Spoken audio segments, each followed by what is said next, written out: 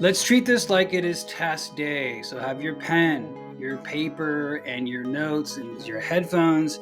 Find a quiet spot.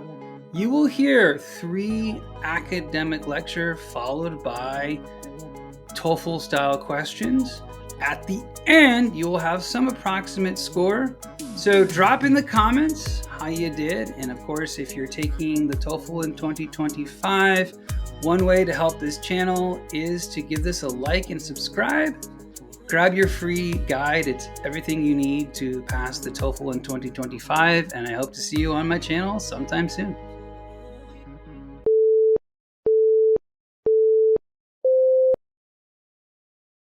Okay, class, today we're going to talk about the Mexican Revolution, which began in 1910 and lasted roughly until 1920.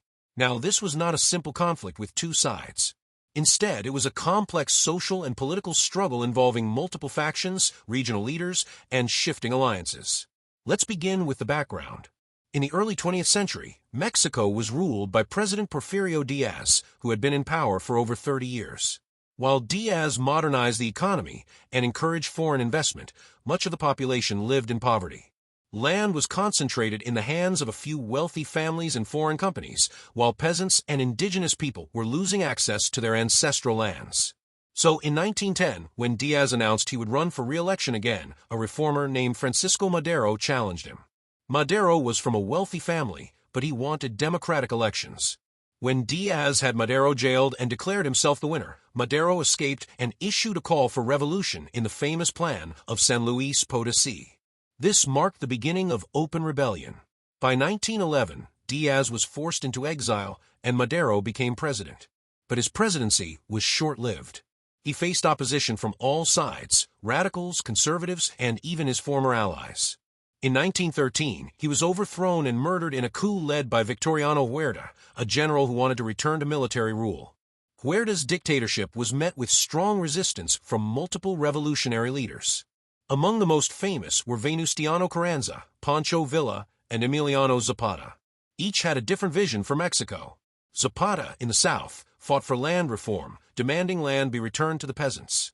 His slogan was Tierra y Libertad, land and liberty. Villa, in the north, was a former bandit who led a rebel army of cowboys and workers. He focused on social justice and fighting for the poor. Carranza was more moderate and focused on rebuilding the government and establishing a new constitution. Eventually, Carranza gained the upper hand and helped create the Mexican Constitution of 1917, which included land reform, labor rights, and restrictions on the power of the church. Many scholars consider this constitution one of the most progressive of its time. However, violence didn't end right away. Zapata and Villa were eventually killed, and Carranza was assassinated in 1920. Power finally consolidated under Álvaro Obregón, who became president and helped bring some level of stability to the country. So to summarize, the revolution started as a political rebellion against dictatorship. It evolved into a social revolution with demands for land, justice, and democracy, and it ended with a new constitution and the rise of a dominant political party, which would become the PRI. In our next class, we'll look at how the revolution influenced Mexican identity, art, and culture.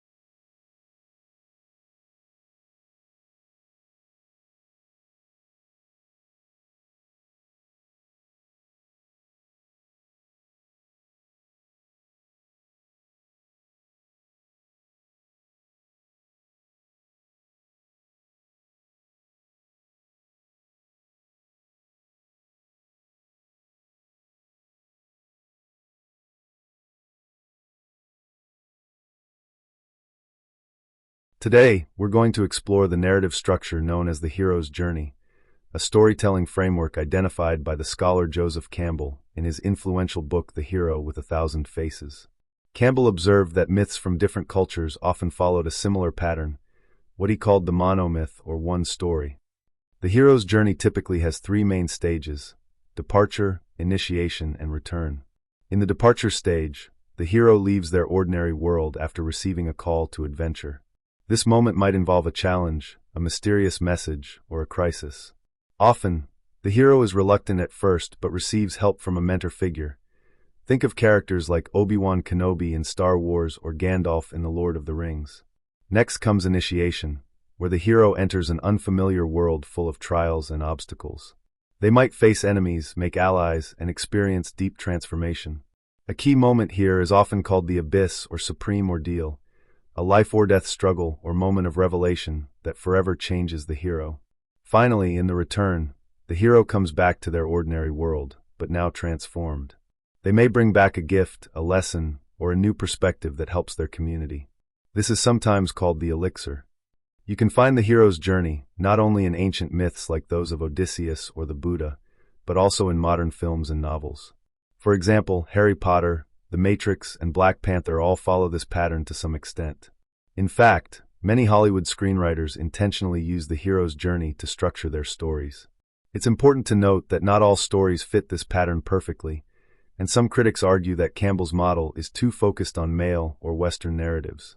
Still, the hero's journey remains a powerful tool for analyzing stories and understanding why certain narratives resonate across time and cultures.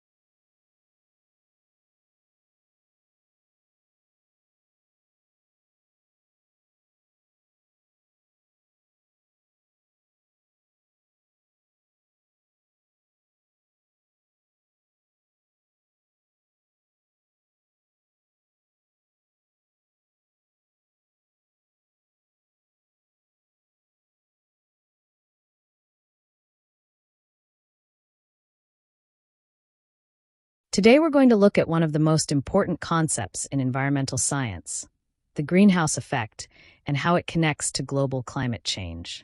Let's begin with the basics. The greenhouse effect is a natural process that helps regulate the temperature of our planet. When sunlight reaches the Earth, some of that energy is absorbed by the surface, and some is reflected back into space. The absorbed energy is then radiated as heat or infrared energy. Greenhouse gases like carbon dioxide (CO2), methane (CH4), and water vapor trap some of this heat in the atmosphere, keeping the planet warm enough to support life. Without the greenhouse effect, Earth would be too cold for humans and most other species to survive. So if it's natural, what's the problem? The issue is that human activity, especially the burning of fossil fuels like coal, oil, and gas, has dramatically increased the concentration of greenhouse gases in the atmosphere. Since the Industrial Revolution, levels of CO2 have risen by more than 40%. This has intensified the greenhouse effect, trapping more heat and leading to global warming, a steady increase in Earth's average temperature. This warming has wide-ranging impacts. One of the most obvious is the melting of glaciers and polar ice caps, which contributes to sea level rise. In addition, warmer ocean temperatures can disrupt weather systems, increasing the frequency and intensity of extreme weather events, such as hurricanes, floods, and droughts. Another major concern is the effect on ecosystems. Many plants and animals are sensitive to temperature changes. Some species may be able to migrate to cooler areas, but others may face extinction if they can't adapt fast enough. Governments and scientists around the world are working to reduce emissions through policies like the Paris Agreement, which aims to limit global warming to no more than 1.5 to 2 degrees Celsius above pre-industrial levels. Solutions include shifting to renewable energy sources, improving energy efficiency, and reforestation to absorb CO2 from the atmosphere. Understanding the science behind climate change is critical because it affects every aspect of life, from food security to public health to national economies.